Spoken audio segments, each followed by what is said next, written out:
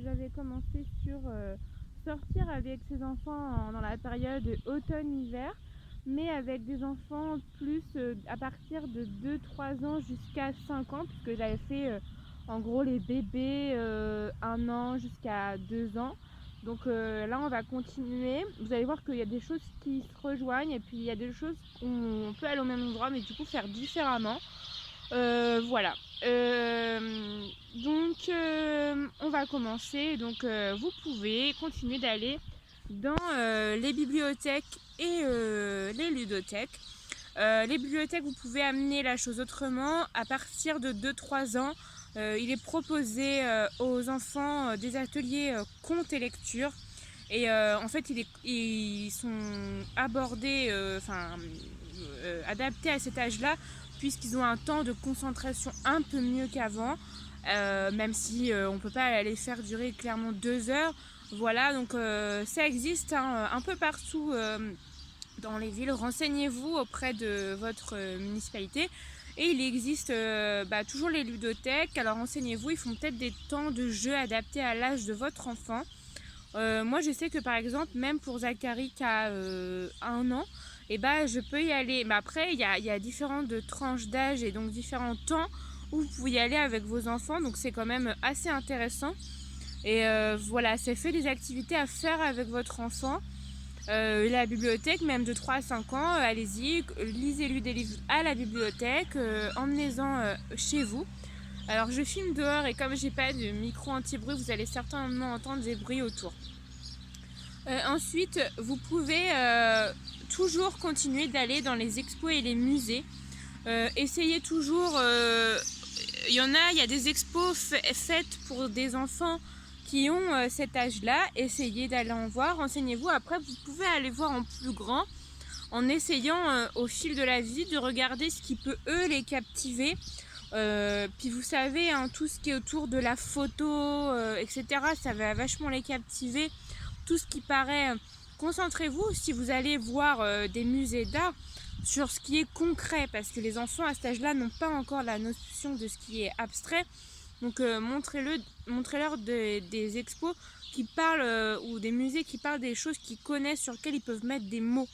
Parce que c'est vrai que sinon ça n'aura pas du tout d'intérêt pour eux, l'art abstrait, ils ne sont pas capables de comprendre. C'est très beau pour autant, mais ils ne seront pas capables de comprendre et de voir l'intérêt du coup de ce que vous allez leur montrer. Voilà. Vous pouvez commencer vraiment à les emmener voir des spectacles. Des spectacles de clowns, des spectacles du théâtre pour les enfants, vraiment spécifiés pour les enfants.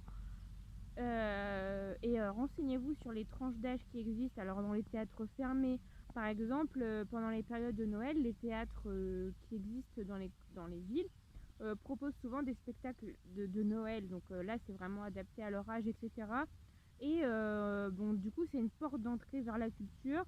C'est important d'emmener vos enfants quand vous pouvez et selon vos moyens dans les lieux culturels pour que ce soit quelque chose d'habituel et que eux, plus tard, adultes, ils reproduisent ce qu'ils ont fait avec vous. À partir de 4 ans, il est possible d'emmener vos enfants au cinéma sur des séances courtes. Ça se passe généralement le samedi matin ou le dimanche matin. Renseignez-vous, c'est pas des films c'est pas des grands box-office genre comme nous. Non, c'est pas encore les grands dessins animés, c'est vraiment des petits dessins animés. Et voilà, ça les initie un peu au 7e art. Donc voilà, vraiment, renseignez-vous. Vous pouvez juste appeler un cinéma, demander si ça existe et aller voir avec eux. Vous pouvez aussi les emmener, alors là c'est plus le côté amusement évidemment, dans des structures gonflables, vous savez, où on peut sauter un peu partout avec des balles, etc. Vraiment, ça peut être bien, c'est quelque chose que vous pouvez faire avec eux souvent. Voilà, ils sont contents. Vous pouvez aussi proposer d'emmener 2 ou 3 copains de classe avec eux. Voilà, si les parents sont d'accord évidemment. Voilà, ça favorise du coup le fait qu'ils jouent avec leurs copains à l'extérieur de l'école. Voilà, ça garde un lien. Et puis vous pouvez, alors ça, les bibliothèques, bon, généralement c'est gratuit ou presque pas cher. Les expos, c'est pareil, vous pouvez tomber sur des expos gratuites et qui sont intéressantes pour vos enfants. Les musées, renseignez-vous, souvent pour les enfants il y a des tarifs réduits voire gratuits dans certaines villes selon là où vous habitez. Donc voilà. Après les structures gonflables et les cinémas, j'avoue c'est un certain budget. Alors c'est pas quelque chose forcément que vous allez faire toutes les semaines, mais ça peut marquer le coup pour un anniversaire, pour un Noël, pour voilà, une occasion que vous avez vraiment envie de faire plaisir à votre enfant. Voilà, ça peut être l'occasion. Ensuite, des sorties toutes bêtes qu'on peut faire en automne ou hiver et on ne pense pas forcément, c'est aller voir des amis, des personnes âgées aussi. C'est pour moi important de favoriser l'intergénérationnel. Des personnes âgées, je ne parle pas forcément que des gens de votre famille, je parle des gens qui habitent dans votre ville, que vous connaissez, que vous savez un petit peu isolés.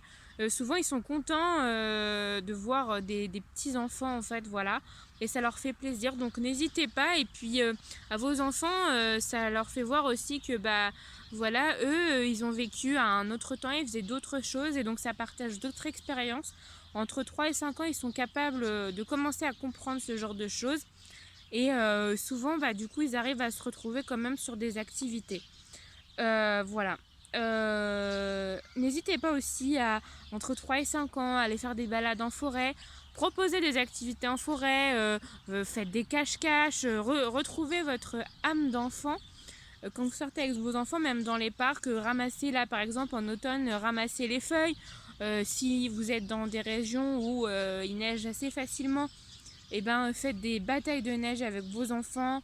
Voilà, en les protégeant bien, les couvrant bien pour pas qu'ils tombent malades, mais vraiment ne vous dites pas que c'est impossible de sortir en hiver, que il n'y a pas grand chose à faire parce que vos enfants sont petits et qu'il fait pas très beau.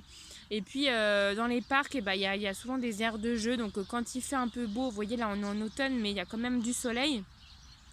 En les couvrant un petit peu avec un manteau, un bonnet, une écharpe et des gants si vraiment il fait très froid, on peut quand même les emmener au parc, faire un petit tour, histoire vraiment de s'aérer. Des fois il suffit pas, il faut pas forcément sortir toute la journée, mais vraiment les faire sortir genre 20 minutes, une demi-heure, des fois ça suffit largement.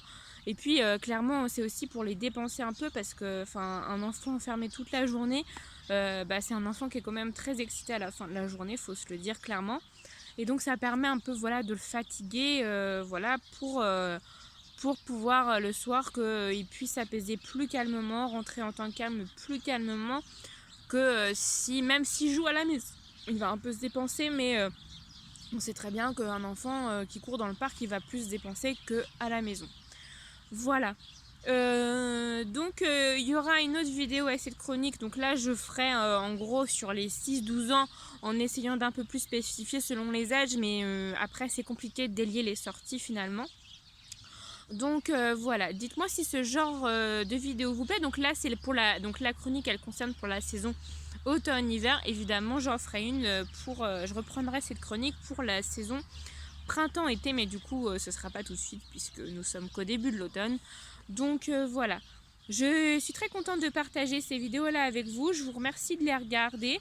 Je sais qu'on n'est pas encore très nombreux sur la chaîne, mais vraiment voilà, le peu que vous êtes, ça me va très bien pour l'instant, même si voilà, j'aimerais être partagée avec encore plus de monde ce que je vous dis, pouvoir échanger de manière constructive et voilà. Mais vraiment, et puis si ça peut vous donner des idées pour que vos enfants ne s'ennuient pas cet hiver et que vous-même vous ne vous ennuyez pas, puisque finalement quand on fait une sortie avec nos enfants ça nous occupe nous aussi un petit peu malgré tout quand même. Donc voilà, je vous retrouve très vite pour de nouvelles vidéos. Ciao ciao, bye bye.